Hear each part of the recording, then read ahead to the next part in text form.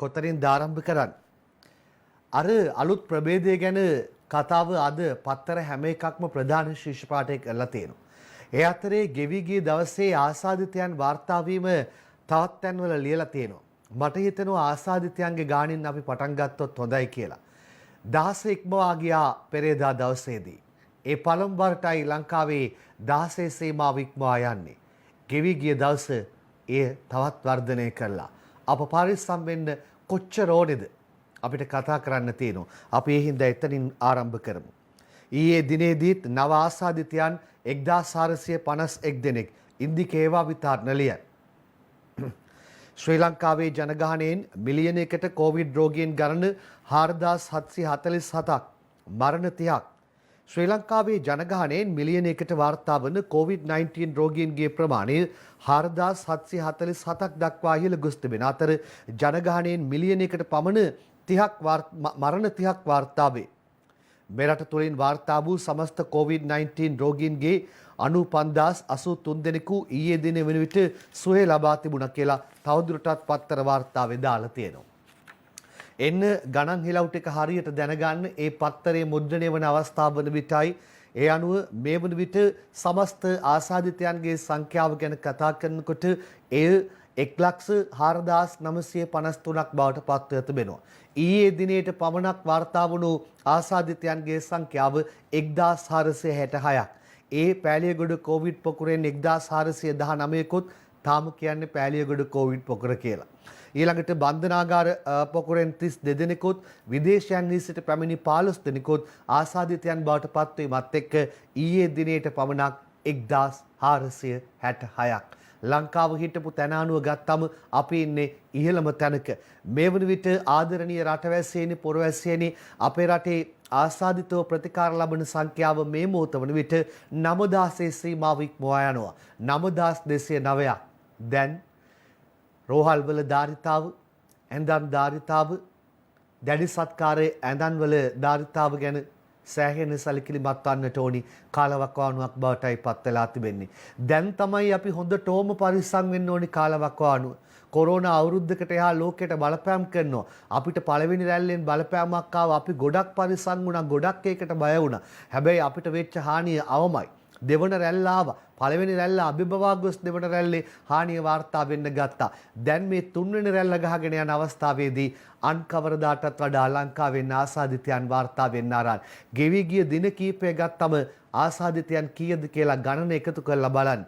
ඒ අපේ රට අල්ලපු රටට ගත්තම ඉන්දියාව දැන් කේන්ද්‍රය බවට පත් වෙලා තිබෙනවා කොවිඩ් පැතිර යාමේ.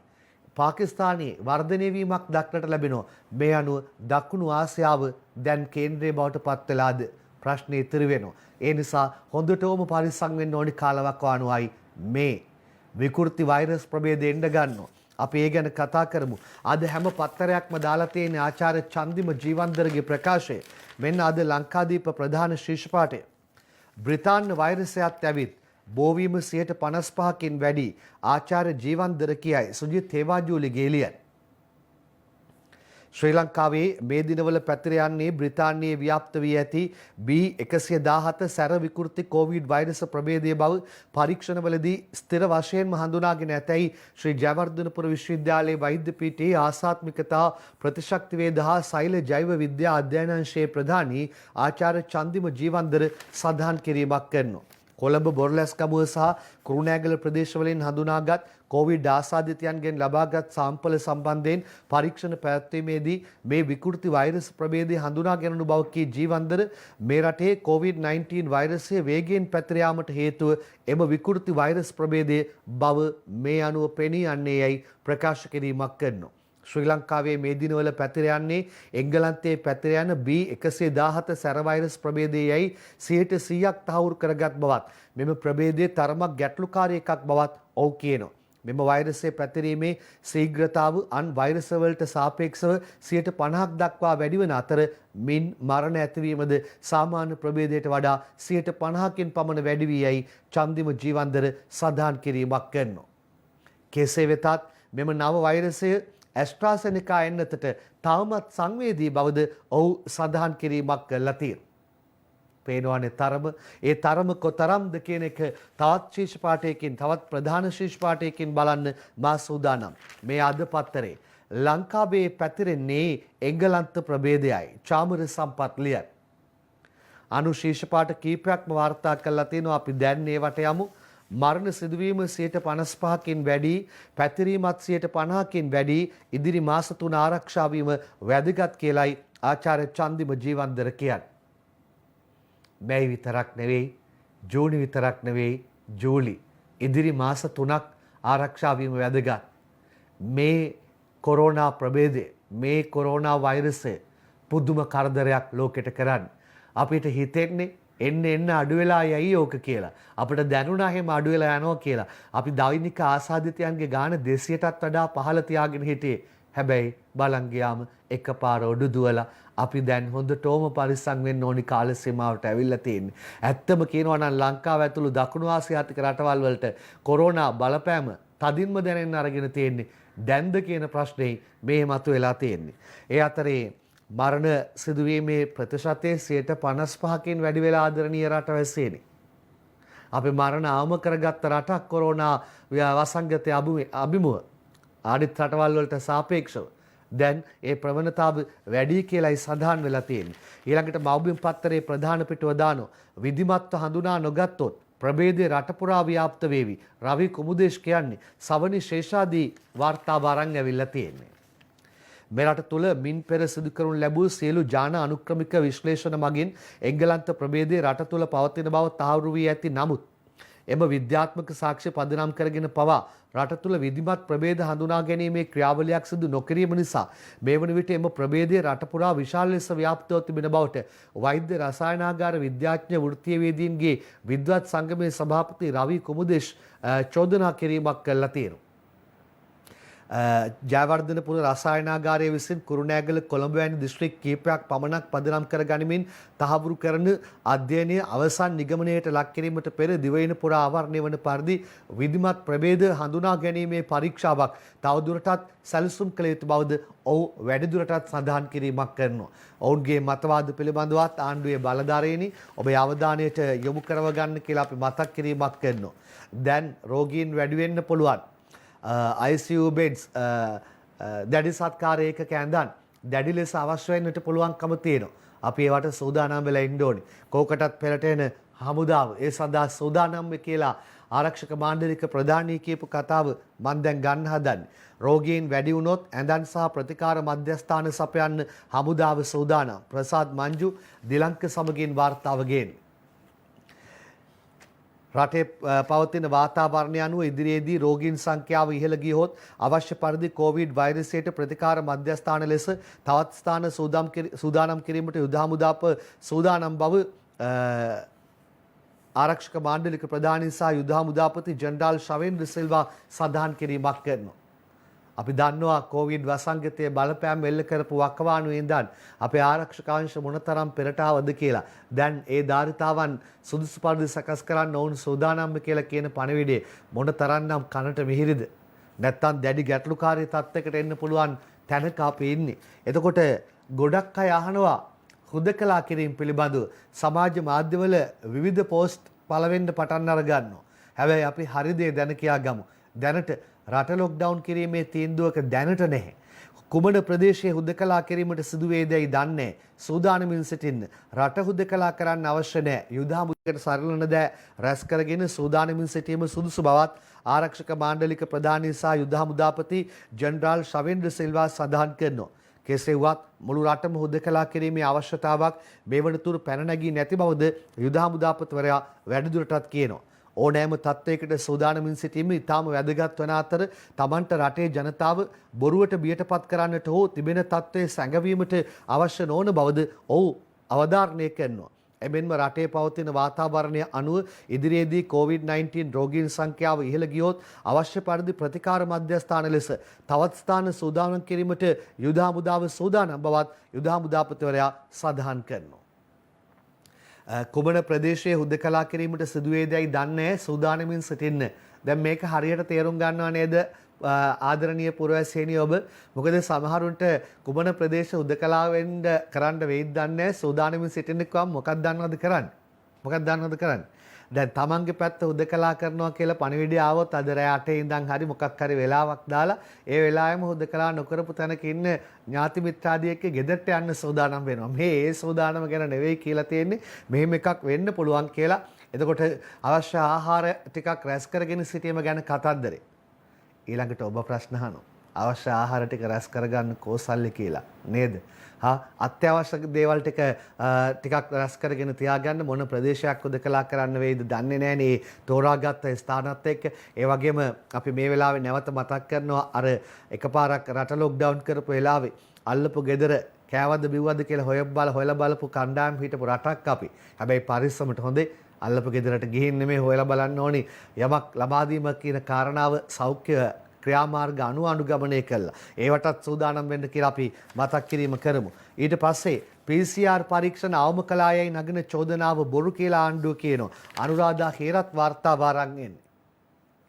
මේ සටහන මෙහෙමයි. පසුගිය කාල සීමාව තුළ PCR පරීක්ෂණ අවම කළායයි නගන චෝදනාව පදනම් විරහිත බව ඇමති වෛද්‍ය රමේෂ් පතිරණ මව්බිමට කියනවා. මේ වන විට රට පුරා කොවිඩ් බරපතල තත්ත්වයන් පෙන්눔 කළද රට තුළ අකර්මණ්‍යතාවන් සිදු නොවීමට අවශ්‍ය සැලසුම් රජය විසින් යොදා ඇති බවද ඇමතිවරයා සඳහන් කිරීමක් කරනවා. හරි PCR අඩු නොකළා නම් හොඳයි. හැබැයි පොඩ්ඩක් බලන්න අර රෝගීන් සංඛ්‍යාව ආව වෙලා තිබුණු වකවානුව තිබුණානේ. ඒ වකවානුව අරගෙන බලන්න PCR කරපු ධාරිතාවයි ඊට කලින් PCR කරපු ධාරිතාවයි සමානද කියලා ආණ්ඩුව පොඩ්ඩක් බැලුවා නම් හරි ගණන් හිලව් ටික තෝරගන්න පුළුවන්කම ලැබේ. බොහොම පහසුයිනේ ආණ්ඩුවට තොරතුරු ගන්න පුළුවන්කම තියෙනවානේ. ඒ නිසා PCR පරීක්ෂණ කියන කාරණාව පිළිබඳවත් සංවේදීව ක්‍රියා කරන්න කියලා අපි මතක් කිරීම කරනවා. ඊට පස්සේ අද පත්තරේ දාන සටහනකට අපි යන්න හදන් හෙද හෙදියන් 25 දෙනෙකුට කොවිඩ් එච්.අයි. තුෂාර ලියන්. හෙද හෙදියන් 25 දෙනෙකුට ඊයේ දිනේ වන විට COVID-19 ආසාදනය වී තිබෙන බවත් මීට අමතරව හෙද හෙදියන් හා සෞඛ්‍ය කාර්ය මණ්ඩල සමාජිකයන් පිරිසක් නිරෝධායනයට ලක් කර සිටින බවත් සමස්ත ලංකා හෙද සංගමය සඳහන් කිරීමක් කරනවා. රෝගී සත්කාර සේවාවල නිරත වන හෙදියන්ට හා සෞඛ්‍ය කාර්ය මණ්ඩලවලට COVID-19 ආරක්ෂා වීමට අවශ්‍ය ආරක්ෂිත ඇඳුම් අත්මේස් මුහුණු ආවරණ ප්‍රමාණවත් තරම් නොලැබෙන බවද එම සංගමේ සභාපති හෙද නිලධාරී මැදිවත්ත සඳහන් කිරීමක් කළා තියෙනවා. දැන් මොනවා හරි හිඟයික්වම ආණ්ඩුවේ බලධාරීනි මේ එකපාරට නෑ හිඟ නෑ ඔක්කොම තියෙනවා කියන කාරණාව කියනවා වගේම කියන්න කමක් නෑ. හැබැයි ප්‍රායෝගිකව බලන්න මේ දැන් මේ නම් ගම් එක්කම මේගොල්ලෝ චෝදනාවක් කරනවා නැත්තම් ප්‍රකාශ කිරීමක් කරනවා මේ යම් දේවල් හිඟයි කියලා. එතකොට ඒවා ඇත්තටම හිඟද කියලා පොඩ්ඩක් හොයලා බලන්න කියලා අපි ආණ්ඩුවේ බලධාරීන්ට මතක් කිරීමක් කරනවා. නොසොයා එකපාරට කියන්න ලෑස්ති වෙන්න එපා කිසිම හිඟයක් නැහැ කියලා. නව වෛරසය 30-40 වයස් වල අයට බෝවීම වැඩි. IDH අධ්‍යක්ෂ කියන්නේ සුජිත් තේවාජුලිගේලියයි. මේ දිනවල රටේ ව්‍යාප්තව ඇති නව කොරෝනා වෛරසය ආසාදනය වූ රෝගීන්ට ඔක්සිජන් වැඩියෙන් අවශ්‍ය වන තත්ත්වයක් පෙනෙන්නට තිබෙන බව අංගොඩ බෝවන රෝග විද්‍යායතනයේ අධ්‍යක්ෂ වෛද්‍ය හසිත අත්තනායක ලංකාදීපයට කියනවා. නව වෛරසයට අවුරුදු 30ත් 40ත් අතර වයස් කාණ්ඩවල පුද්ගලයන් ගොදුරු වීමේ වැඩි ප්‍රවණතාවක් දක්නට ලැබෙන බවත් අංගොඩ බෝවන රෝග විද්‍යායතනයේද කොවිඩ් ආසාදනය වූ තරුණ පිරිසක් ප්‍රතිකාර ලබන බවත් ඔහු ප්‍රකාශ කිරීමක් කරනවා. දැන් ඔක්සිජන් හිඟයක් නැහැ කියලා පැහැදිලිව කිව්වා. හරි එහෙනම් ආයෙ ටිකක් කල් ගියාන් පස්සේ දැන් නම් ඔක්සිජන් හිඟයි කියන කතාව ඇහෙන්න තියන්න එපා. හිඟයක් නැහැ. තවත් ගබඩා කර ගැනීම කටයුතු සිදු කරන්න පේනවා ඉන්දියාව මොනතරම්නම් බල සම්පන්න රාජ්‍යයක්ද.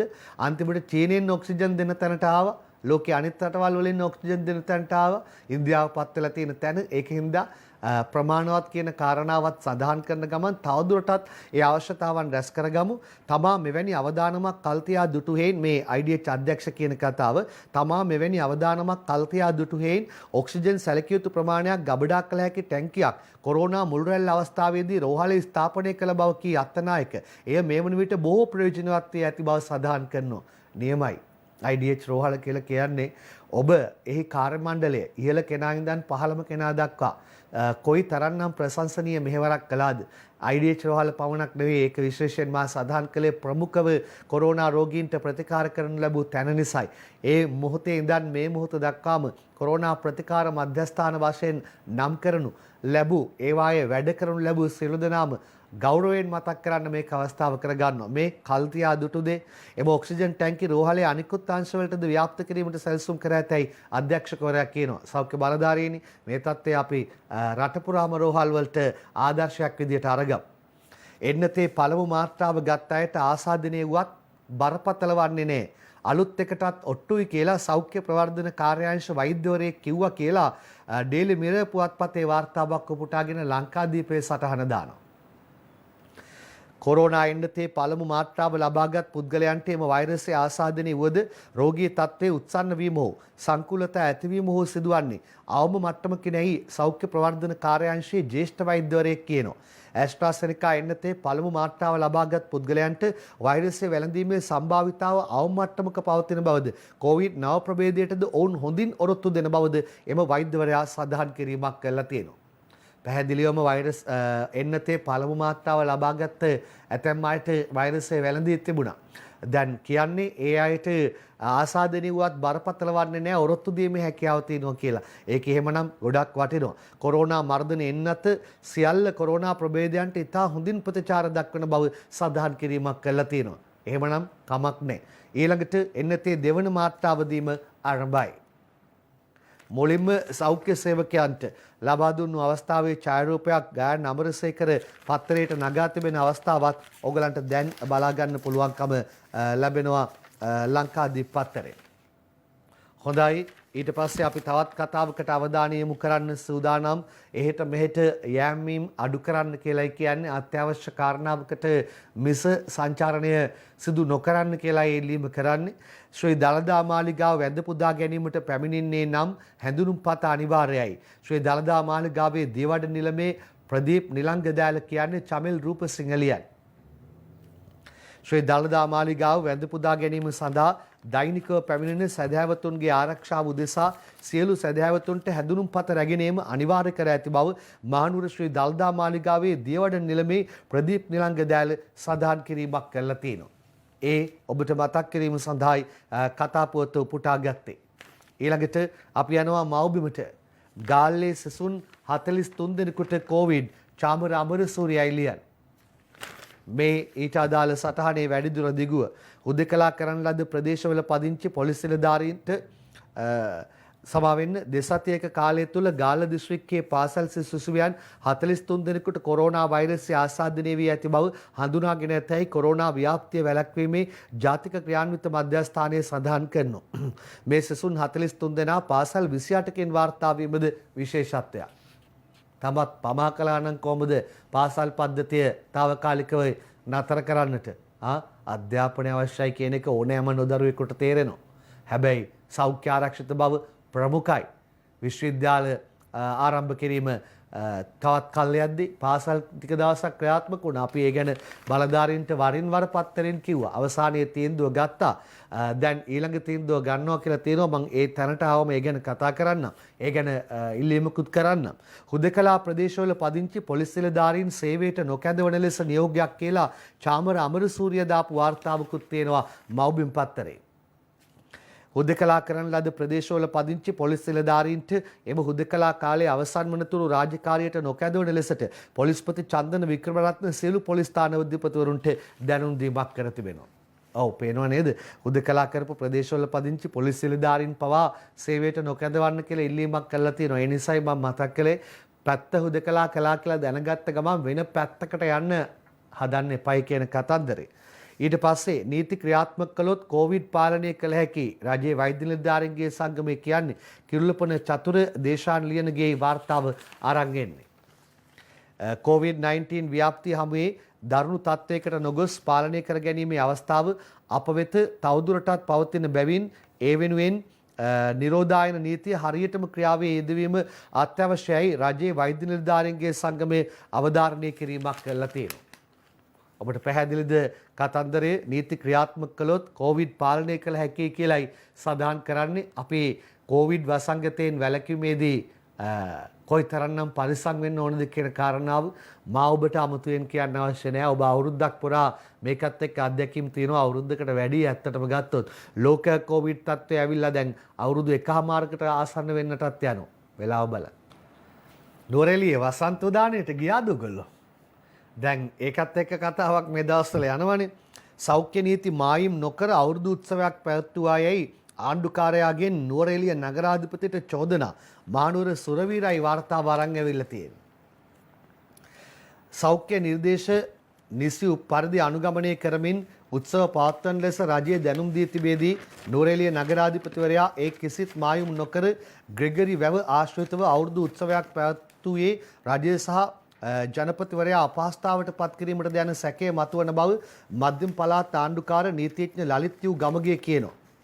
එජාප පාලනය යටතේ නගර සභාව පවතින බැවින් Tamanට එම සැකය මතුව ඇති බවත් මේ සම්බන්ධව මේ වන විටත් මධ්‍යම පළාත් පාලන ලේකම්වරයාගේ ප්‍රධානත්වයෙන් පරීක්ෂණයක් ආරම්භ කර තිබෙන බවත් ඔහු වැඩිදුරටත් සඳහන් කිරීමක් කළා තියෙනවා. එතකොට වසන්ත සැනකිරියට සහභාගී කරගන්නා ජන පිරිස සීමා කරගන්නා ලෙසත් නගර සභාවේ අවුරුදු උත්සවය නොපවත්වන ලෙසත් සෞඛ්‍ය අංශ දැනුම් දී තිබේදී නගරාධිපතිවරයාය කිසිවක් ගණන් නොගෙන එම උත්සවය පවත්වා තිබෙන බව හෙතම අවධාරණය කිරීමක් කළා තියෙනවා. දැන් මේක දුරදිග යන ලකුණුයි පහළ වෙලා තියෙන්නේ. නුවරඑළිය අවුරුදු වල පැවැත්වුවේ ආණ්ඩුව සහ ජනපති අපහසුතාවට පත් කිරීමට දැයිසා පරීක්ෂණ අසේල කුරුළු අංශලියයි. සෞඛ්‍ය නිර්දේශ නිසි පරිදි අනුගමනය කරමින් උත්සව පවත්වන ලෙස රජයේ දැනුම් දී තිබේදී නුවරඑළියේ නගරාධිපතිවරයා ඒ කිසිත් බායිම් නොකර ග්‍රෙගරි වැව ආශ්‍රිතව අවුරුදු උත්සවයක් පැවැත්වුවේ ආණ්ඩුව සහ ජනාධිපතිවරයා අපහසුතාවට පත් කිරීමට යන සම්බන්ධයෙන් පරීක්ෂණ ආරම්භ කර තිබෙනවා කියලා වැඩිදුරටත් පත්තර වාර්තාව සඳහන් කළ තිබෙන ආකාරය තමයි අපිට බලන්න පුළුවන්කම තියෙන්නේ. එහෙම කතන්දරයක් මේ වෙලාවේ යනවා. එහෙම සොයා බැලීමක් මේ වෙලාවේ කරනවා. ඒ ගැන වාර්තාව තමයි මා ඔබ වෙත ඉදිරිපත් කළේ. හොඳයි. ඊළඟ සටහනත් අපි උපුටා ගන්න සූදානම් අද ලංකාදීප පත්තරේ වාර්තාව බලන්න. දුරගමන් දුම්රියවල බුකින් කැන්සල් මගින් සල්ලි අරන් කියලා මහින්ද නිශ්ශංක තබන සටහන තමයි අපිට බලා ගන්න පුළුවන්කම ලැබෙන්නේ. අද ලංකාදීප පත්තරේ තමයි ඒ කතන්දරේ වාර්තා කරලා තියෙන්නේ. හොඳයි, දැන් ඒකත් එක්ක අපි මතක් කිරීම කරන්න ඕනේ මේක ඊටාම වැදගත් අවස්ථාවක්. දුර බැහැර ගමන් සීමා කිරීම අත්‍යවශ්‍ය කාරණාවකට රාජකාරියකට පමණක් සීමා කිරීම කොයිතරම්නම් වැදගත්ද කියන කතාව මේ තුලින් අපිට මතුවෙන්න ගන්නවා. ඒ නිසා එහෙම කරලා නැවත වතාවක් මුදල් අරගෙන ගමන් ටික කැන්සල් කරගත්තු අයට අපි අපේ ප්‍රණාමය පුද කරන්න මේක අවස්ථාව කරගන්නවා. තීරණාත්මක සාධකයේ දරුවන්ගේ ආරක්ෂාවයි පාසල් යලි අරණ තීරණය ලබන ඉරිදා මහාචාර්ය ජී.එල්. පීරිස් කියන්නේ යොහාන් බාස්තුරලියන්. පාසල් නැවත විවෘත කිරීමේ තීරණ ගැනීමේ තීරණාත්මක සාධකයේ වන දරුවන්ගේ සෞඛ්‍ය ආරක්ෂාවට මුල් තැන හිමිවන්නේ යයි අධ්‍යාපන අමාත්‍ය මහාචාර්ය ජී.එල්. පීරිස් කියනවා. පාසල් නැවත ආරම්භ කිරීමේ ස්ථිර තීරණයක් ලබන ඉරිදා ගැනීමට නියමිත බවත් එම හැකියාව පිළිබඳ දිනෙන් දින සමාලෝචනය කරමින් සිටින බවත් අමාත්‍යරයා සඳහන් කිරීමක් කරනවා. ඔව්, දැන් අපි කියන්නේත් ඒක තමයි තීරණාත්මක සාධකයේ දරුවන්ගේ ආරක්ෂාව. ඒකයි අපි අර වහන්න ඕනේ අවස්ථාවේදී වහන්න කල් යනවා වගේ දැනනකොට මේ ගැන අධ්‍යාපන බලධාරීනි පියවරක් ගන්න කියලා ඉල්ලීම කළේ.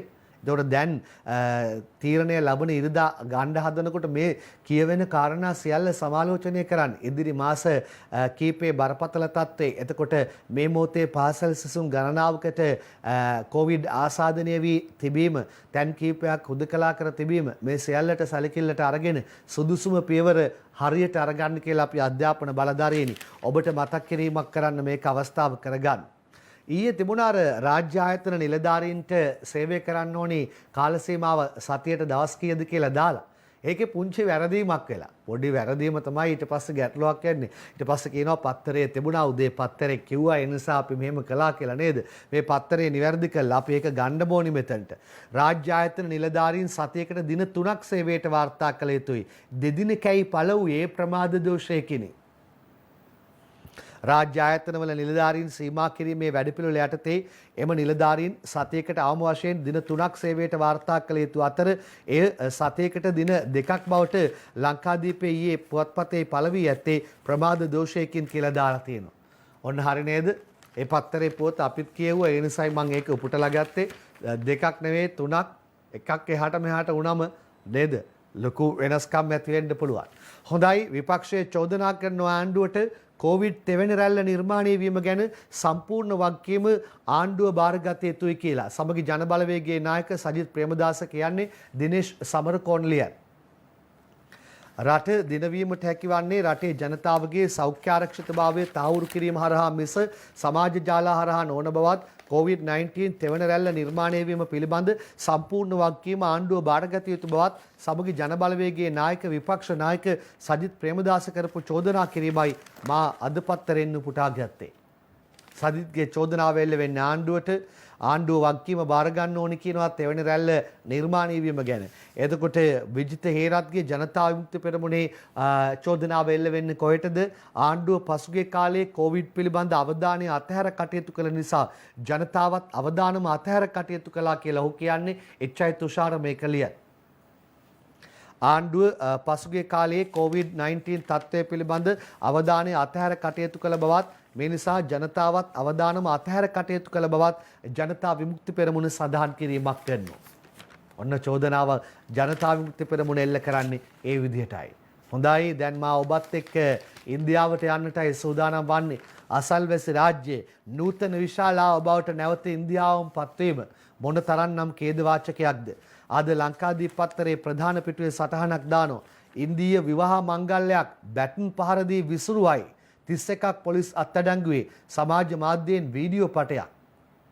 ඉන්දියාවේ විවිධ තත්ත්වයන් ගැන විවිධ වාර්තා පළවෙන්න පටන් අරගෙන තියෙනවා. කොරෝනා වසංගත තත්ත්වයන් දැඩි පීඩාවට පත්ව සිටින ඉන්දියාවේ ත්‍රිපුර ප්‍රාන්තයේ පැවැත්වෙන විවාහ මංගල උත්සවයකට සහභාගී වී සිටි පිරිසට පහර දී ඔවුන් එළවා දැමීමට එම උත්සවය නැවැත්වීමට එරට පොලිසිය ක්‍රියා කරලා තිබෙනවා. එම විවාහ මංගල උත්සවයට සහභාගී වී සිටි 31 දෙනෙක් පොලිස් අත්අඩංගුවට පත්ව ඇතැයි ඉන්දීය මාධ්‍ය වාර්තා සඳහන් කරනවා කියලත් වැඩිදුරටත් වාර්තාව පළ කර තිබෙන අවස්ථාවයි අපි දකින්නේ. ඒ ඉන්දියාවේ තත්ත්වය බැටන් පොළු පහරවල් විවිධ දේවල් මේ වන විට එනවා. දෙවන එන්නත් මාත්‍රාව ලබා ගන්න ඇමරිකානුවෝ මැලිවෙති කියලා අද ලංකාදීප ලෝවටා ලියනවා. ඇමරිකානුවන් මිලියනයකට වැඩි පිරිසක් ඔවුන්ට ලබා දුන් කොරෝනා ප්‍රතිශක්තිකරණ එන්නතේ දෙවන මාත්‍රාව ලබා ගැනීමට මැලිකමක් දක්වන බව එරට වසංගත රෝග මර්ධන ඒකකයේ සඳහන් කිරීමක් කරනවා. හොඳයි අපි ඉන්දියාවේ තත්ත්වයට යමු. නූතන විශාලාව බවට පත්ව තිබෙන්නේ නැවතත් ඉන්දියාව වීම මොනතරම්නම් ඛේදවාචකයක්ද? හොඳයි අපි අද බොහෝ දේවල් කතා කළා. නව ප්‍රභේදය ගැන ස්ථිරවම ඊයේ දවසේ ප්‍රකාශයට පත් කළා. මේ මොහොතේ අපි පත්තරේ සමගින් සජීවීව සම්බන්ධ කරගන්නවා ශ්‍රී ජයවර්ධනපුර විශ්වවිද්‍යාලයේ වෛද්‍ය පීඨයේ ආසාත්මිකතා ප්‍රතිශක්ති වේද හා සෛල ජෛව විද්‍යා අධ්‍යයන අංශයේ ප්‍රධානී ආචාර්ය චන්දිම ජීවන්දර මහතාව සුබ උදෑසනක් ඔබතුමන්ට. සුබ උදෑසනක්.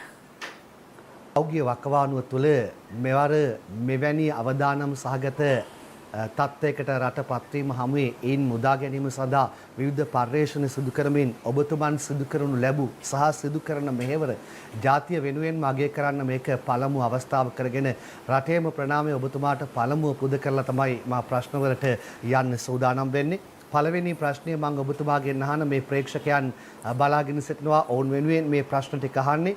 මේ බ්‍රිතාන්‍ය වෛරසය කියලා අස්තිරවම තහවුරු කරගෙන තිබෙනවා. එය පැමිණෙන්නේ කෙසේද? ඉන්දියාව හරහා අපට පැමිණුණාද කියන දේ ගැන අපි පුංචි දැනුවත් කිරීමක් කරමු. ඇත්තටම රංගන මේක ලංකාවට ආවේ කියන එක ගැන හරියටම අපිට තවම අවබෝධයක් නැහැ. අපි දන්නවා මේ ඇවිල්ලා තියෙන්නේ මේ එංගලන්ත ප්‍රභේදය B117 කියන ප්‍රභේදය මම හිතන්නේ හඳුනාගත්ත දවසේ සිට ඊටාම කෙටි කාලයක් තුළ මහා විශාල විනාශයක් කරමින් යනවා කියන එක තමයි අපි දන්නේ. ඉතින් මම ඊයේ දවසේ කිව්වා ප්‍රධාන වශයෙන් දිස්ත්‍රික්ක කුරුණෑගල කොළඹ සහ බොරලැස්කම ආශ්‍රිතව අපි තහවුරු කළා කියලා ඥාන විශ්ලේෂණ පරීක්ෂණ වලින් මෙවැනි රෝගීන් ඒ වගේම අපි ඊයේ අපේ විද්‍යාගාරයේ සිදු කරපු අනෙකුත් පරීක්ෂණ වලින් පවා විශේෂයෙන්ම ගාල්ල කළුතර කියන ප්‍රදේශවල මෙවැනි මේ අර වෙනස් වෙච්ච ප්‍රභේදයේ විකෘති වෙච්ච ප්‍රභේදයේ එංගලන්ත ප්‍රභේදයේ රෝගීන් හමු වෙන ආකාරයක් අපිට පේනවා. විශේෂයෙන්ම අපි අර PCR පරීක්ෂණ මම කිය අර ඉංගියක් ලබා දෙනවා මේ ප්‍රභේදයේ තියෙන සාමාන්‍ය PCR එකේදී. ඉතින් එවැනි ඉංගියක් සහිත ප්‍රතිඵල රැසක් ඇවිල්ලා තියෙන ඊයේ රාත්‍රියේ පරීක්ෂණ වල. ඉතින් ඒක නිසා මම හිතන්නේ මේ අනිත් දිස්ත්‍රික්ක දෙකටත් මේ වෙනට ඒක පැතිරලා ඇති කියලා තමයි අපි හිතන්නේ. ඒ සම්බන්ධව තහවුරු කිරීමේ පරීක්ෂණ මේ වෙනට ආරම්භ කළා තියෙනවා අපි. ඉතින් මම හිතන්නේ දැන් ක්‍රමක්‍රමයෙන් අනිකුත් ප්‍රදේශ වලටත් මේක පැතිරෙන ආකාරයක් තමයි අපිට පෙන්ලා තින්නේ. ඒක තමයි සාමාන්‍ය මේ ප්‍රභේදයේ තියෙන ප්‍රබලත්වය. මේ ප්‍රභේදයේ තමයි ඉන්දියාවටත් ගිහිල්ලා කරදර කරේ. ඉන්දියාවේ විශාල මරණ ප්‍රමාණයක් ඇති කරේ ප්‍රභේදය. ඒ වගේම ওই ප්‍රභේදෙම තමයි එංගලන්තයේ විශාල මරණ ගානකට හේතු වුනේ. ඉතින් අවාසනාවකට රටටත් ඇතුල් වෙලා තියෙනවා. ඉතින් අපි මම හිතන්නේ ආරක්ෂක මේ සෞඛ්‍ය අංශ සහ රජයේ සියලු මාංශ මගින් අවශ්‍ය කරන උපරිම විධිවිධාන අරගෙන තියෙනවා. මහජනතාවගේ ඉතා ලොකු වගකීමක් තියෙනවා මේක පැතිරෙන එක නවත්තන්න. අනිත් තමයි ඔබට රෝග ලක්ෂණ තියෙනවා නම් වහාම අද දිනේ පරීක්ෂා කරගෙන ඉතා වැදගත්. මේ මොකද මේ රෝගයේ තියෙන බරපතල ස්වභාවය ඉතාමත්ම වැඩි නිසා. මම අහන්න කැමතියි ඔබතුමාගෙන් ඉන්දියාවේ මරණ සංඛ්‍යාව එංගලන්තයේ මරණ සංඛ්‍යාව ගැන සඳහන් කරපු නිසා අපි ප්‍රතිශක්තිකරණයේ ඉහළ රටක් ජාතියක් ඉන්න තැන ඒකත් එක්ක දැන් මේ නව ප්‍රභේදයත් එක්ක මරණ වැඩිවීමේ ප්‍රතිශතයක් පිළිබඳව අවධානයක් ඔබ සඳහන් කරලා තිබුණා. ඒ ගැන මම තවදුරටත් දැනගන්න කැමතියි. මේ ප්‍රභේදයේ තියෙන ප්‍රධානම ගැටලුව තමයි රෝග ලක්ෂණ වැඩිවීම සහ රෝගයේ තීව්‍රතාවය වැඩිවීම නිසා රෝහල්ගත වෙලා නියුමෝනියාව සහ මරණය කියන තත්ත්වය. ඉතින් අනිත් රටවල් සියල්ලම මේ ප්‍රභේදය හපු සියලුම රටවල් ඒක අත්විඳා ඒ ප්‍රධාන වශයෙන් රෝගීන් වැඩිවීමත් එක්ක. ඉතින් අපේ රටටත් ක්‍රමක්‍රමයෙන් එවැනි තත්ත්වයක් ඇතිවීමේ හැකියාව තියෙනවා.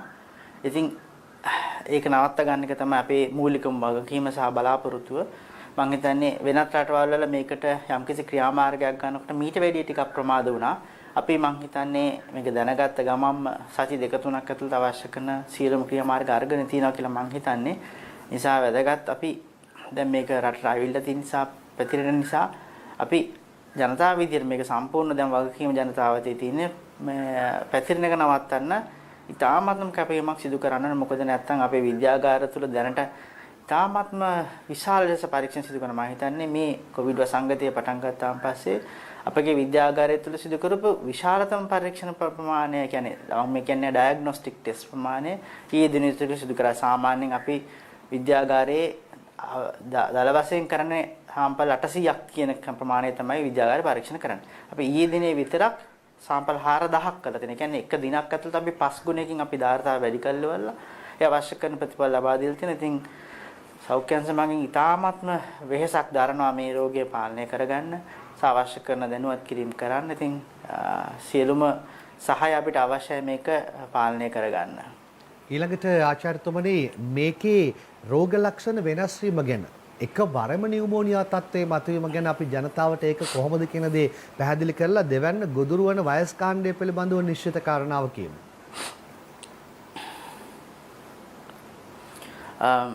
එකවරම නියුමෝනියාවක් ඇති වෙනවා කියන්නේ සාමාන්‍යයෙන් බොහෝ විට මෙවැනි රෝගයක් ආවන් පස්සේ ප්‍රධාන ලක්ෂණ වල කොහොමටත් ඒ සාමාන්‍යයෙන් අපි දක්නට ලැබෙන උණ කැස්ස හෙම්බිරිසාව උගුරේ වේදනාව ප්‍රධාන වශයෙන් උණ කැස්ස උගුරේ වේදනාව සහ ඊට එක්කම තමයි හුස්ම ගැනීම අපහසුතාව මතුවෙන්නේ. අපි කලින් ප්‍රභේදයේ දැක්කේ නැහැ රෝග ලක්ෂණ ඇති වෙනවා. එතකොට මේ ප්‍රභේදයේ තමයි මේ රෝග ලක්ෂණ ඇතිවීම සහ මේ සංකල්පතාවටපත් වීම ප්‍රධාන වශයෙන් දක්නට ලැබෙන්නේ. ඒක නිසා අපි ටිකක් රෝග ලක්ෂණ වැඩිවීමක් ගැන සහමත් වෙනවා. අනිත් එක බොහෝ විට අපි පොඩි උගුරේ ආසාදනයක් පොඩි උණක් වගේ තිබ්බට ගණන් ගන්න නැති ගතියක් ඇවිල්ලා තියෙනවා. ඉතින් ඒක නිසා එහෙම රෝගීන් සමහරවිට නොදැනුවත්වම නියුමෝනියා තත්ත්වයන් වලට වර්ධනය වෙනවා.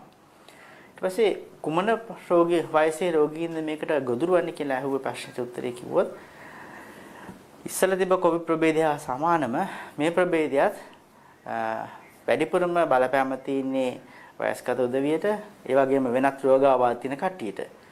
ඊට අමතරව අපි දැක්ක දේ තමයි තරුණ ප්‍රජාවට සහ දරුවන්ට රෝග ලක්ෂණ මතුවීමේ හැකියාවක් තියෙනවා. ඉතින් රෝග ලක්ෂණ මතුවෙනවා කියන්නේ රෝගය අමාරු වීමේ හැකියාවකුත් ඒගොල්ලන්ට තියෙන නිසා තාමත් අර වැඩිහිටි උදවියට තමයි මේකේ අර ලොකුම අනතුර තියෙන්නේ.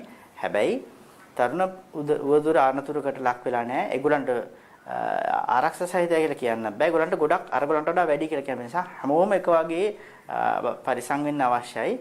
ඉතින් අර රෝග ලක්ෂණ වැඩිවීම සියලුම වයස් කාණ්ඩ වලින් අපි දක්නට ලැබෙන දෙයක් තමයි මේක. හොඳයි බොහොම ස්තුතියි ඔබතුමන්ට කාරණා ගණනාවක් අපිත් එක්ක සාකච්ඡා කරන්න කාර්යබහුල මොහොතක සම්බන්ධ වීම ගැන අපේ ප්‍රණාමය නැවත පිරිනමනවා. ආචාර්ය චන්දිම ජීවන්දර මහතායි අප සජීවීව සම්බන්ධ කරගත්තේ. හරිස්සම ගැන ගොඩක් කතා කළා. රටේ අනිත් දේවල් ගැන කතා කරන්න මේ විරාමයෙන් අනතුරුව මුණ ගැසෙන්න.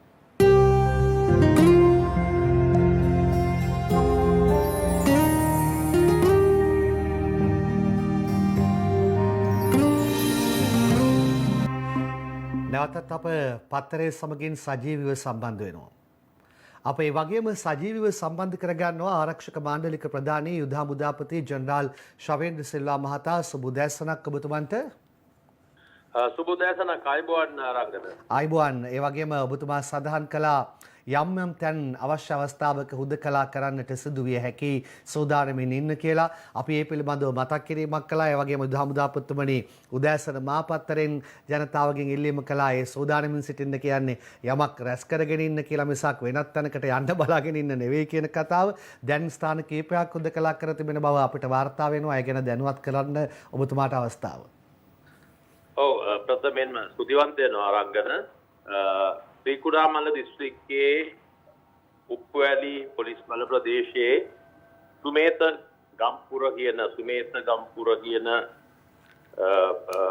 ග්‍රාමීණධාරී වසමත් ඒ වගේම ශ්‍රීකුඩාමල්ල පොලිස් බල ප්‍රදේශයේ මෝදෝවි ග්‍රාමීණධාරී වසමත් කෝවිල්ලඩි ග්‍රාමීණධාරී වසමත් ලිංගනගර කියන ග්‍රාමීණධාරී වසමත් ඒ වගේම තිරුකුණාමල දිස්ත්‍රික්කයේ තීනවරාය කියන පොලිස් බල ප්‍රදේශයේ තීනවරාය ග්‍රාමීණධාරී වසමත් කවට්ටි කුඩා කියන ග්‍රාමීණධාරී වසමත් අපි අද උදෑසන මීට සුළු මොහොතකට ප්‍රථම හුදකලාවට ලක්ව ලැබුවා. විශේෂයෙන්ම මේ ප්‍රදේශවල ජීවත් වෙන ජනතාවගෙන් අපි තාමත්ම කාරුණික ඉල්ලා සිටිනවා මෙම හුදකලා කිරීමත් සමග එම ප්‍රදේශවලින් පිටතට ඒවෙන් වැළකී සිටින්න කියන එකත් ඒ වගේම අනිකුත් පුද්ගලයන්ට එම ප්‍රදේශවලට ඇතුළත් නොවී සිටීමටත් වග බලා ගන්න කියන එක තාමත්ම කාරුණික ඉල්ලා සිටිනවා. මන්ද මෙම ප්‍රදේශ හුදකලා කරන්න හේතු වන්නේ මෙම ප්‍රදේශවල යම් කිසි ආකාරයක කොවිඩ් පැතිර යාමේ හැකියාවක් තිබෙන බව සෞඛ්‍ය අමාත්‍යාංශයේ සෞඛ්‍ය බලධාරීන් විසින් මේ වන විටත් එය හඳුනාගෙන තිබෙනවා. ඒ හින්දා අනිවාර්යයෙන්ම මේ ප්‍රදේශවලින් ඉවතට එන්න එපා. මොන ආකාරයේ ඔබ කුමන රැකියාවක් කරත් ඔබ ආයතනයට අත්‍යවශ්‍ය පුද්ගලයෙක් නම් අත්‍යවශ්‍ය පුද්ගලයා පිළිබඳව ආයතන ප්‍රධානියකින් උත්තරී සාධක බලකායට දැනුම් දීලා වෙනම අවසරයක් ලබා ගන්නවා නිසා ඔබ තීරණය කරලා ඔබ අත්‍යවශ්‍ය පුද්ගලයෙක් වශයෙන් එම ප්‍රදේශවලින් පිටතට පැමිණෙන්න එපා. ඒ රටේ එක පුද්ගලයෙක්ගෙන් දෙවනි රැල්ලක් ආරම්භ කරලා මේ දක්වා අපි පැමිණි ගමනට එක් පුද්ගලයෙක් පවා කොවිඩ් පැතිරීමේ අවදානමක් තිබෙනවා. ඒකෙන් අපි තාමත් කවුරුත් ඉඳලා සිටිනවා. හුදකලා කරපු ප්‍රදේශවලින් කිසිදු පුද්ගලයෙක් පිටතට පැමිණෙන්න එපා කියන එක. හොඳයි අවසාන වශයෙන් මම ඔබතුමාගෙන් අහන්න කැමති බස්නාහිර පළාතෙන් පිටව යන අයගේ ඇන්ටිජන් පරීක්ෂණයක් හෝ PCR පරීක්ෂණ වලට යොමු කිරීමක් ගැන තොරතුරු වාර්තා වෙනවද තවදුරටත්? ඔව් අනිවාර්යයෙන්ම මේ අවස්ථාවේදී පිටතට යන ඒ වගේම ඇතුළට එන පුද්ගලයන් පිළිබඳව දැන් රටේ කොවිඩ් ආසාදිතයන් කොහෙද සිටින්නේ කියන එක සොයා ගැනීමක් කිරීම වැදගත් වෙනවා. ඒත් එක්කම තමයි බස්නාහිර පළාතේ තමයි මේ දෙවනි රැල්ල ආරම්භ කිරීම සමගම විශේෂයෙන්ම ගම්පහ පොඩේ ඇතුළු මේ පොකුරත් ඒ වගේම පොකුරත් මගින් ඒ පොකුරු දෙකම මගින් ලංකාවේ විශේෂයෙන් බස්නාහිර පළාතේ තමයි වැඩිම ජනගහනයක් ප්‍රදේශ දෙකක් බැවින් මෙහි කොවිඩ් මාස 6ක් වැනි කාලයක් දක්වා පැතිර ගියා. අපි ඒක පාලනය කරගත්තා. ඒකින්ද මේ ප්‍රධාන වශයෙන් මේ ප්‍රදේශ වැදගත් වෙනවා. බහුතරයක් ජනතාව කොළඹට එන්න උත්සාහ කරනවා. පිටත් වෙන පුද්ගලයෝත් එහා සමානව සිටිනවා. ඒකින්ද අපි ඇන්ටිජන් පරීක්ෂණ කිරීමට අපි බලාපොරොත්තු වෙනවා. බොහොම ස්තුතියි ඔබතුමන්ට. ආරක්ෂක මාණ්ඩලික ප්‍රධානී යුද හමුදාපති ජෙනරාල් ශවේන්ද්‍ර සිල්වා මහතායි අප සජීවීව සම්බන්ධ කරගෙන ඒ කාරණා ගැන ඔබ දැනුවත් කළේ. හොඳයි, අනිත් තොරතුරු වලට යන්නයි දැන් මම මේ සූදානම් වන්නේ. සජිත් ප්‍රේමදාස කියපු කකුලෙන් අදින්න ලෑස්ති වෙන්න එපා කියන කතාව මහා දුරක් ඇවිදගෙන ගියා. ඒ අතරේ පුවත්පත් වාර්තා කළා. පෙරේදත් එකක් කිව්වා, ඊයේත් එකක් කිව්වා. ඊයේ ලංකාදීප පුවත්පතේ දාලා තිබුණ එක අපි කියුවා. ඒකේ තිබුණු කාරණාවක් ගැන, පත්තරේ තිබුණු කාරණාවක් ගැන විපක්ෂ නායක කාර්යාලයේ තතු පහදලා අපි ඒකත් ගමු. සමගි බලවේගයේ කාටවත් මා එළියට දාන්නත් බෑ කියා විපක්ෂ නායක කීවේ නෑ. ඒමයි සටහන තියෙන්නේ. ඇමතිකමේ සිටියේදී සමහරු මට කැපුවා. මෛත්‍රී මට උදව් කළා යන සිරස්තලයේ යටතේ ලංකාදීප පුවත්පතේ ඊයේ පළ වූ ප්‍රවෘත්තියේ සමගි ජනබලවේගයේ කාටවත් මා එළියට දාන්න බෑ යනුවෙන් සඳහන් වූ කරුණ නිවැරදි නොවන බව විපක්ෂ නායක කාර්යාලය සඳහන් කිරීමක් කරනවා. ඒක දැන් ගොඩක් කතා බහට ලක් වෙනවා. ඒ වගේම නිවැරදි කිරීමත් සිදුවන අවස්ථාවේ ඒ අතරේ සමගි ජනබලවේගයේ මහලේකම් රංජිත් මද්දුම් බණ්ඩාර ආණ්ඩුවෙන් කරන ඉල්ලීම මේ පාස්කු දින ප්‍රහාරයේ විමර්ශන මුවාවෙන් විපක්ෂ දේශපාලකයන් මඩිනු එපා සමගි ජනබලවේගයේ මහලේකම් ආණ්ඩුවෙන් ඉල්ලන්නේ. පාස්කු ඉරිදා ප්‍රහාරයේ විමර්ශන මුවාවෙන් සිදු කරන ලබන විපක්ෂ දේශපාලකයන් මර්ධනය වහාම නවත්තන ලෙස ආණ්ඩුවෙන් ඉල්ලා සිටින බව සමගි ජනබලවේගයේ මහලේකම් රංජිත් මද්දුම් බණ්ඩාර සඳහන් කිරීමක් කළා තියෙනවා. එමයි ඔවුන් සඳහන් කරන්නේ අද ලංකාදීප පත්තරේ ගැන කතා පුවත දාලා තියෙනවා. ඒ අතරේ තිස්ස අත්තනායක කියපු කතාවකුත් අද ලංකාදීපේ දාලා තියෙනවා. රංජන්ට සමාව දෙන්න ජනාධිපති සූදානම් රත්න චන්ද්‍රසේන ලියන්නේ. හැබැයි කියන්නේ තිස්ස අත්තනායක. අධිකරණයට අපහාස කිරීමේ චෝදනාවට වැරදිකරුවෙකු වී සිව් අවුරුදු සිරදඬුවමට ලක්ව සිටින හිටපු පාර්ලිමේන්තු මන්ත්‍රී රංජන් රාමනායකට සමාව දීම සඳහා ජනාධිපති ගෝඨාභය රාජපක්ෂ එකඟතාව පළ කර ඇතැයි පාර්ලිමේන්තු මන්ත්‍රී තිස්ස අත්තනායක ඊයේ අගුණකොළ පැලැස්සේදී කිව්වලු. අගුණකොළ පැලැස්ස බන්ධනාගාරයේ සිටින රංජන්ගේ සුවදුක් බැලීමට පැමිණි පාර්ලිමේන්තු මන්ත්‍රී තිස්ස මාධ්‍ය හමුවකදී එහෙම කිව්වලු. රංජන් රාමනායක හිටපු මන්ත්‍රීතුමා මාස 4ක පමණ සිරදඬුවම් ඉඳ තිබෙනවා. එතුමා සිරගතව සිටින්නේ අපරාධකාරියෙකු විදිහට නොවේ. අධිකරණයට අපහාස කිරීමේ චෝදනාව යටතේ හේතු කොටගෙනයි රංජන් රාමනායකට ජනාධිපති සමාව දීමට පක්ෂ විපක්ෂ හැමෝම අකමැති වෙන එකක් නැහැ. එතුමාත් හැකි ඉක්මනින් බන්ධනාගාරයෙන් නිදහස් වෙනතුරු බලා සිටිනවා. විපක්ෂ නායක පවා ජනාධිපතිවරයාගෙන් රංජන් රාමනායකට සමාව දෙන ලෙසට ඉල්ලා සිටිනවා. ඊට එකඟතාව පළ වී අදාළ ලියවිකේ සකස් කරන ලෙස ඉල්ලා සිටියා කියලා මේ පත්තරේ දාලා තියෙනවා. ඔවුන්ගේ බලාපොරොත්තුව නුදුරු දිනකදීම රංජන් රාමනායකට බන්ධනාගාරයෙන් නිදහස් වෙන්නට හැකි වේවි යන්නයි. තිස්ස අත්තනායකගේ ප්‍රකාශය ලංකාදීපේ දාලා තියෙනවා. ඒකයි මං ඒ උපුටා ගැනීම සිදු කළේ. ඊට පස්සේ අපි යනවා ඡායාරූප අවස්ථාවලට. චීන ආරක්ෂක ඇමති මෙහි ආවා. ජනපති හමුවීම මේ චීන ආරක්ෂක ඇමති ජනපති හමු අවස්ථාවයි ඡායාරූපය අද ලංකාදීප ප්‍රධාන පිටුව මේ පළ කරලා තියෙන්නේ. අගමැතිත් හමු වුණා මේ ඒ අවස්ථාවයි. චීන ආරක්ෂක ඇමති අගමැති හමුවයි ඔබ ඡායාරූප අවස්ථාවෙන් මේ දකින්නේ. ඒ අතරේ ඊයේ අහන්න ලැබුණා පරිසරය පිළිබඳව, ඒ වගේම පරිසර හිතකාමී දේවල් පිළිබඳව තීන්දුව తీරන ගණනාවක් ජනාධිපතිවරයාගේ නියමයෙන් ගනු ලබනවායි කියන කතාවක් අද පත්තරේ ප්‍රධාන පිටුව ඒ පිළිබඳව දැවැන්ත සටහනක් අරන් ඇවිල්ලා තියෙන්නේ මේ විදිහටයි. රසායනික පොහොර, කෘමිනාශක හා වල්නාශක භාවිතය ආනයනය තහනම්. හරිත සමාජ ආර්ථික රටාවක් ගැන ජනපතිගේ යෝජනා 20ට කැබිනට් අනුමැතිය. 2021 2022 මහා කන්නේ රසායනික පොහොර කෘමිනාශක වලින් තොරයි. වන ඝනත්වය වැඩි කරයි. අලිමිනිස් ගැටුමට විසඳුම් කැලිකසල අමුද්‍රව්‍ය වශයෙන් යොදා ගන්නා නිෂ්පාදන ඇති කරයි කියලා තවදුරටත් වාර්තාවේ දාලා තියෙනවා. දැන් තාම වටිනා කාරණා කීපයක් පිළිබඳවයි ඒ අවධානය යොමු තිබෙන්නේ. ඒ අතරේ කෙහෙලිය රමුක් කැලත් මෙන්න මෙහෙම ඒ පිළිබඳව සඳහන් කළා. කරු ජනාධිපතිතුමා ඉදිරිපත් කරපු ඒ පත්‍රිකාවේ වහාම ක්‍රියාත්මක කරන පරිදි රසායනික පොහොර කෘමිනාශක සහ වල්නාශක භාවිතය හා ඒවා ආනයන කිරීම හනම් කිරීම මේ සම්බන්ධව අපට ගත යුතු ක්‍රියාමාර්ග කොයි කාලයේද කොයි විදිහටද කෙරෙන්නට ඕනේ කියලා ඉදිරියේදී තීන්දුව කරන්න අපි බලාපොරොත්තු වෙනවා. කාබනික පොහොර නිෂ්පාදනය සඳහා ඉඳ නිෂ්පාදකයන්ට මෙන්ම ගොවීන් සඳහා මූල්‍ය ආධාර ලබා දීම මේ ජනාධිපතිතුමාගේ යෝජනාවක්. ඒ වගේම පුනර්ජීවන බලශක්ති ව්‍යාපෘති කඩිනම් කරමින් ඒට ඇති වෙලා තියෙන බාධාවන් ඉවත් කරමින් කටයුතු කරන්නටත් ඒ වගේම කටුපොල් වගාව ක්‍රමයෙන් ඉවත් කර ඒ සහ එම ඉඩම්වල රබර් සහ ජලපෝෂිත වගාවන් හඳුන්වා දීමද. ඒ වගේම සමෘද්ධිලාභීන්ගේ නිවාසික ඉඩම් පස සංරක්ෂණය වන වගාවන් වලට යොමු කිරීම පදනම් කරගෙන සමෘද්ධි දීමනා ක්‍රියාත්මක තාමත්ම සාධනීය කරුණු ගණනාවක් මේ සඳහා සාකච්ඡා වෙනවා. වනගණත්වය වැඩි කිරීම සඳහා රක්ෂිත වනාන්තරවල පදිංචිකරුවන් සුදුසු ස්ථානවල පදිංචි කර එම වනාන්තරවල වනගණත්වය වැඩි කිරීම. දැන් මේක ඉතාමත්ම සංවේදී කරුණක්. එවැනි යෝජනා ගණනාවක් කැබිනට් මණ්ඩලයට ඉදිරිපත් කරලා කැබිනට් මණ්ඩලයේ අනුමැතිය ලබා ගත්තා. ඒ පිළිබඳව කරනු ලැබූ පැහැදිලි කිරීම. ඒ අතරේ වාර්ෂික අක්මා බද්ධ අවශ්‍යතාවන් පිළිබඳව කරපු ප්‍රකාශයක් නැත්නම් ඒ සඳහා කැබිනට් අනුමැතිය හිමිවීමක් ගැනයි මේ. මෙරට කරන්නේ වාර්ෂික අක්මා බද්ධ අවශ්‍යතාව 1500ක්. මෙරට කරන්නේ වසරකට 10ක් පමණයි. උතුරු කොළඹ අක්මා මධ්‍යස්ථානයේ ස්ථාපිත කිරීමට කැබිනට් අනුමැතිය කියලා නවෝද්‍යාපවණි වාර්තා කරනවා.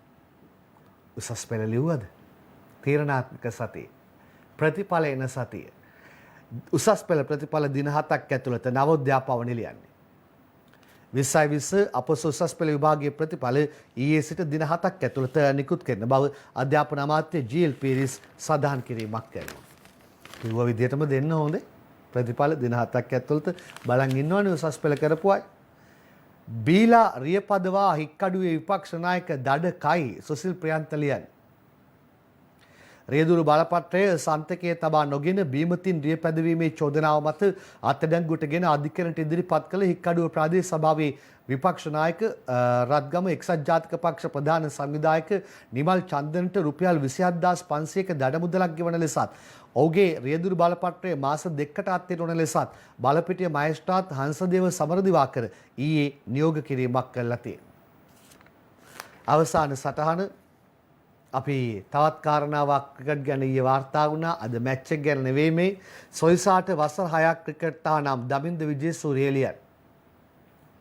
අන්තර්ජාතික ක්‍රිකට් කවුන්සිලයේ දූෂණ විරෝධී නීති සංග්‍රහය උල්ලංඝනය කිරීමේ චෝදනාවට වරදකරු වී ඇති හේයින් ශ්‍රී ලංකා ටෙස්ට් කණ්ඩායමේ හිටපු වේගපන්දු යවන ක්‍රීඩක නුවන් සොයිසාට වසර 6ක කාලයක් කිසිම ආකාරයකින් ක්‍රිකට් ක්‍රීඩාවට සම්බන්ධ විය නොහැකි වන පරිදි තහනමක් පනවා තිබෙනවා. අන්තර්ජාතික ක්‍රිකට් සභාව විසින් පනවන ලද මෙම තහනම ඊයේ නිවේදනය කරනවා. ඊට කලිනුත් ක්‍රීඩකයෙක් පිළිබඳව තහනමක් ගැන කතාව ආවා. ඒ උණුසුම යන්න පිළිබඳව තවත් කතාවක් මේ ආවා. කාටුන් පෙළ මේ විරාමයෙන් අනතුරුව.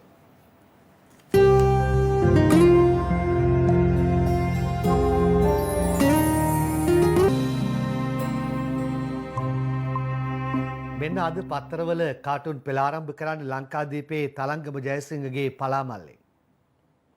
රාජදාසයි ඒතුමයි අතර දෙබසක්. රාජදාස කියනවා ගෑස් ටැංකියනොත් කිලෝ 2.3ක් කොරා කෑවා ලැජ්ජ නැද්ද සර් කියලා ඒතුමාගෙන් අහනවා. පිස්සු දෙයක්ෝ ඕකත් පහුගිය යහපාලන ආණ්ඩුව කරපු ජරා වැඩක් කියලායි කියන්නේ. මේ ලංකාදීපයේ පංකජ රවින්දගේ සරදම්. දේශපාලක කියනෝ පුරවැසියට සමගි බලවේගයේ කාටවත් මාව එළියට දාන්නත් බෑ කියලා සජිත් කියනවා. ඩයනටවත් ඩයනටවත් බැරිද? ඊළඟට අනුරාධගේ ඕකයි තත්ත්ව කවිය මේ. හරින් ලෙඩ වෙලා පව් ස්පිරිතාලේ රනිල් ඔහු බලන්නට යයි ගෙන ලීලේ. හිමින් බත් කටක් යවවලු අලිහාලේ සජිත් පුපුරමින් කරකයි ගිනි බෝලේ. හරින්ම බලන්න යාම ගැන සජිත්ගේ අදහස මොකද්ද? මේ දිනමිනේ ශ්‍රීකාන්තගේ ශ්‍රී දූපත. මෙන්න කාටුන් එක හරි පොඩි අකුරෙන් තියෙන්නේ. අරයාගේ කකුලෙන් අදින කෙනා කවුද කියලා රනිල් හොයනවා වෙන්න බැරිද සර්? එහෙම කියන්නේ කොහොමද බං? අන්න සර් රනිල් හරින්න බලන්න රෝහල්ට ගිහිල්ලා. ඒ හින්දා ගියාද කවුද දන්නේ? මේ ලංකාදීපයේ දාසගේ කාටුන් එක. පෝට් සිටි ළඟට ආපු කෙනෙක් මූණුවර නම් රනිල්ගේ කිඹුලෙකුටයි අන්දලා තියෙන්නේ. අනේ දැන් පෝට් සිටි ළඟ ඉඳන් කිඹුල් කඳුළු හෙලනවා කියලායි මේකේ සංකේතවත් කරලා තියෙන්නේ. ඒ සමගි ජනබලවේගයේ UNP කාටුන් මේ වෙනම එකක්. ලංකාදීපේ තලන්ගේ ඒතුමා කාටුන් එක. ඒතුමාගේ පොඩි පුතත් එක්ක කතාව තාත්තා වගේම නැතුවයි. ඒතුමා අහනවා පුතාගෙන් පොඩි එකාගෙන් ඔබ දන්නවද වැඩිහිටියෝ දරුවන්ට දඬුවම් කරන්නේ ඇයි කියලා? ඒ දරුවන්ට වැඩිහිටියන්ට පෙරලා පහර දෙන්න හයියක් නැති බව යාලා දන්න නිසායි. තාත්තා ඒතුමා වගේම ඇතිර නේද? කොහොමද උත්තරේ? දැන් අපි යන්නේ ඉන්දියාවට. මේ දවස්වල මෝදි ඉන්නේ ඔළුව ගිනි අරන් කියලායි දිනමිනි අංජන ඉන්ද්‍රජිත්ගේ කාටුන් එකෙන් දාලා තියෙන්නේ. මේ ඔළුව ගිනි අරන් වටේ දුවන්න වෙලාද මේ දවස්වල මෝදිට. ඒකට මේ හරි වැඩේ ඉන්දියාවයි චීනය අතර සීතල යුද්ධය ලෝකෙම දන්නවා. අන්තිමට මොකක්ද උනේ? දෙවයිනේ උදේ මිලිස්සරිගේ කාටුන් එක මෙන්න. චීනෙන් ඔක්සිජන් දුන්නා ඉන්දියාවට. මෙන්න චීන අතකින් ලබා දෙනවා මෝදිට ඔක්සිජන්. එතකොට මෝදි කියනවා පුළුවන් දාට බැරි දෙයක්වත් නැහැ, බැරි දාට පුළුවන් දෙයක්වත් නැහැ කියලා. ඔන්න කතන්දරය. එතකොට අපි කවියක් බලමු. තලන්ගේ අනේද කියන්නේ කවිය. ගඟ මැද කුම්භ මේලා දිය කෙලිය නඩේ මුළු ඉන්දියාවට දුන්නා නොවේද ලෙඩේ මිනිසුන් ලගින මිත්‍යාවාදෙහි මඩේ ගවණුවේ Tamanගේ ජීවිතවලනි දඩේ. ඉන්දියාව පැත්තම බලලා තවත් එකක් දාසාපුවලානගේ ස්වාරිස් ලංකාදීපෙන්. අන්න ඉන්දියාව ගිනි ජාලාවක් කරපු කොරෝනා ලංකාවට දත නියවනවා. අර ඒ දත නියවද්දි ලංකාව පැත්තේ දැන් ස්වාරිස් කියනවා අපිට ඔක්සිජන් තියෙනවලු. හැමදේම ඇති තරම් තියාගමු හොඳේ. මේ අංජන ඉන්ද්‍රජිත්ගේ කියලා වැඩක් නැහැ. දේශපාලක කියනවා ඉන්දියාවේ කෝටිපතියෝ රටින් පැනලා යනවලු. පුරවැසියෙක් කියනවා අපේ රටේ නම් ඔහොම වුණොත් පැනලා යන්නේ කෝටිපතියෝ නෙවෙයි. එහෙනම් දේශපාලකයෝ කියලායි කියන්නේ. ඊළඟට මව්බිමේ MD වීරරත්න කාටුන් එක දැන් අවුරුදු තෑගි ලැබලා ඒ තෑගි පෙට්ටිය ලිහලා බැලුවා අපේ රටේ අහිංසක පුරවැසියා මොනවද හම්බෙලා තියෙන්නේ? අම්මෝ කොරෝනා. ඊළඟට අද ජනරාණි කාටුන් එක අද පත්තරෙන්. දේශපාලක රාණිට කියනවා දින කීපයකට සරලන දෑ රැස් කරගන්න කියලා. රාණි කියනවා හොරකම් කරලා තමයි රැස් කරන්න වෙන්නේ කියලා. හොරකම නම් හොඳ නෑ. පුළුවන් අත්‍යවශ්‍ය දේවල් ටිකක් ඕකටත් රැස් කරගන්න. ඇති හැකි අය නැති බැරි අය ගැන මේ මොහොතේ බලන්න. ලංකාදීපේ සුජීවගේ විගඩම් කවිය මෙන්න. මංගල උත්සව සඳහා සෞඛ්‍ය නීති යටතේ අවසර පුවතක්. මෙන්න සුජීගේ කවිය. ඇවිදින් කොරෝනා රෝගය රට හොල්ලා ඉන්නට ඕන කාලෙකි මේ ඇස් දල්ලා. කනවා නම් මගුල් උවදුර මැදල්ලා මීටර කෝදුවත් අරගෙන ඵලයල්ලා. මගුල් කනවා නම් මීටර කෝදුවත් අරන් යන්නලු. ගිනි කසේ කවිය දිනමින පත්තරෙන්. නඩු අසා දඬුවම් දෙන්නට නොසිට අඩු කර දමයි ජනගහනයේ කොනක සිට ඔඩු දුවලා තිබෙන වෛරස වීරුවට කුඩු කර දමන්නට හැක සිහින එක පිට. ජීවත් වෙද්දී සිහින එක පිට පොදි බඳිනවා.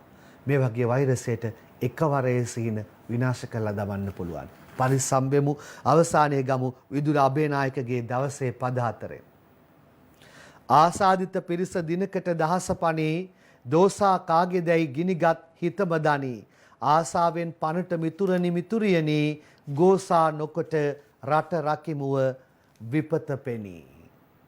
විපත දැක දැක රට රකිමු. හමුවෙමු ලෝකසිතීමේදී.